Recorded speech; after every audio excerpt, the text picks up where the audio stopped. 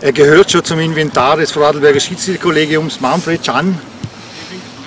Das ganze Land kennt ihn. Heute pfeift er das Waigau Derby, sein Zuhause. Manfred, was sagst du generell, wie die Schiedsrichter momentan in der Vorbereitung stehen?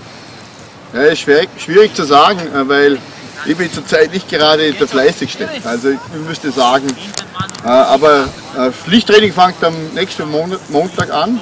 Dienstag in Unterland, Oberland fängt am Montag an. Also ich würde sagen, bis Ende März müsste das langsam klappen, weil noch haben wir den Regeltest und den Körpertest Ende März. Und falls du dann sowieso nicht schaffst den Körpertest, dann hast du zu wenig trainiert. Die Männer in Schwarz sind in aller Munde, also es sind relativ viele schon ganz oben in der Bundesliga, Robert Scheugenhofer etc. Deine große Karriere sozusagen war in der Vorarlberger Liga, jetzt muss man altersbedingt ein bisschen kürzer treten. Ja, ja.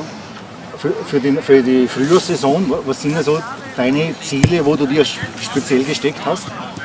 Ja, da gibt es immer einen schönen Spruch, das nächste Spiel ist immer das schwerste. Oder? Also dieses Jahr pfeife ich jetzt nach erste Landesklasse und da geht es jedes Jahr eine Klasse tiefer.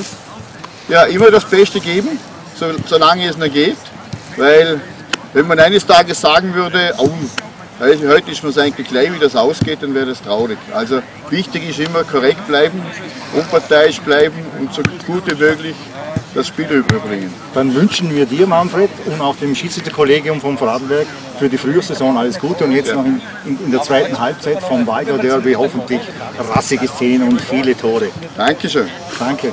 Viel Glück allen.